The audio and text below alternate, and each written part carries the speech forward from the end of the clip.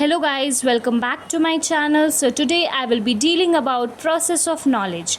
See, as you can see here, the process of knowledge acquisition involves understanding how individual gains and integrate information moving from initial awareness to a deeper understanding of the subject. ठीक है, process of knowledge acquisition में क्या involve होता है? Understanding, एक individual कोई भी information को किस वे में अंडरस्टैंड कर रहा है. ठीक है, initial awareness to the deeper understanding of the subject, कोई भी पर्टिकुलर सब्जेक्ट को लेकर के उसका initial understanding and then after that, after gaining the information, deeper understanding develops. So ये जो प्रोसेस है, इसी प्रोसेस के बारे में हम लोग डील करेंगे. This process is not just about memorising facts but also about developing critical thinking, problem solving and applying knowledge to real world situation.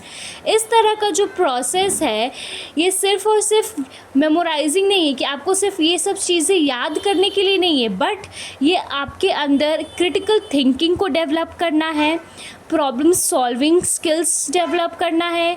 ठीक है, ताकि आप लोग इसको अप्लाई कर सके ये नॉलेज को रियल वर्ल्ड सिचुएशंस में. ठीक है, अब हम लोग आते हैं नॉलेज के प्रोसेस पे. सबसे पहला आता है एक्विजिशन. एक्विजिशन क्या है? Knowledge acquisitions refers to the process of obtaining and integrating new information and understanding. Knowledge acquisition का मतलब है कि आप कोई भी इंफॉर्मेशन आपको मिल रहा है, कोई नया इन्फॉर्मेशन आपको मिल रहा है और आप उसको समझ रहे हो, दैट इज़ योर एक्विजिशन. ये एक लाइफ लॉन्ग प्रोसेस है जिसमें क्या होता है, लर्निंग होता है और फिर इसको अप्लाई करना वेरियस सोर्सेज में. ठीक है, अलग अलग जगह पे इसको अप्लाई करना, जैसे कि फॉर्मल एजुकेशन हो गया, पर्सनल एक्सपीरियंसेस हो गया, and then your interaction with others, दूसरे के साथ आपका इंटरेक्शन. ठीक है, सेकेंड आता है एसिमिलेशन. एसिमिलेशन क्या है? Assimilation is integrating new knowledge with existing understanding, making it relevant and meaningful. Assimilation क्या है? नया नॉलेज है विथ एग्जिस्टिंग अंडरस्टैंडिंग. आपको जो न्यू नॉलेज हुआ और आपके पास जो प्रीवियस नॉलेज था, ठीक है, उसको हम लोग क्या करेंगे? रिलेवेंट करेंगे, यानी कि रिलेट करेंगे. ठीक है, this involve connecting new learning with what student already know. इसमें हम लोग क्या करते हैं एसिमिलेशन में? स्टूडेंट का जो नया लर्निंग है उसको, जो स्टूडेंट का नया लर्निंग के साथ उनका जो प्रीवियस नॉलेज है उसको कनेक्ट करते हैं, rather than creating entirely new framework. ना कि हम लोग सिर्फ एक इंटायरली कोई नया कंटेंट स्टूडेंट के सामने ला देते हैं. पहले हम लोग उसके प्रीवियस नॉलेज से उनको उनका प्रीवियस नॉलेज के अकॉर्डिंग उससे लिंक करके हम लोग नया टॉपिक उन लोग को समझाते हैं. It is a key concept in cognitive development theory. ये एक इम्पॉर्टेंट की कॉन्सेप्ट है जिसमें हम लोग अपना प्रीवियस नॉलेज को इंक्लूड करके नया नॉलेज को कनेक्ट करते हैं. ठीक है, जैसे कि जीन पियाजे के थ्योरी में था. Now coming to the third process, that is your integration. Integration क्या है? Knowledge integration is the process of combining diverse piece of information and existing knowledge to create a more comprehensive and unified understanding. अब क्या करना है? ये knowledge को integrate करना, like we are now using the knowledge. Okay, whatever the information we are having, the existing knowledge plus the new knowledge. Okay, it involves making connections between different ideas. ठीक है, revising existing concept and seeking new information to create a more cohesive whole. This process can occur at various levels from individual learners to organization and can involve different mechanisms such as cross functioning projects और team collaboration.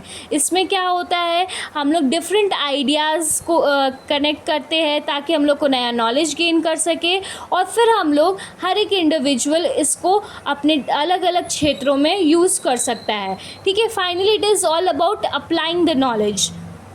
Now fourth comes is your application. What is this application?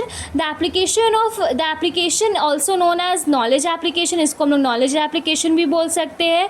ये क्या है? ये वो process है जिसमें हम लोग थियोरेटिकल कॉन्सेप्ट जैसे कि स्किल्स हो गया, इंफॉर्मेशन हो गया, to make inform decisions and solve problem in real world situation. Now अब ये आपको कोई ऐसा सिचुएशन आया जहाँ आपको अपना नॉलेज का यूज़ करना है, that is your application. It's about transforming what you know into action. यहाँ पे हमें जो कुछ भी पता है हम लोग उसको एक्शन में लाने की कोशिश करेंगे, rather than just having the information, ना कि सिर्फ और सिर्फ इंफॉर्मेशन गेन करना.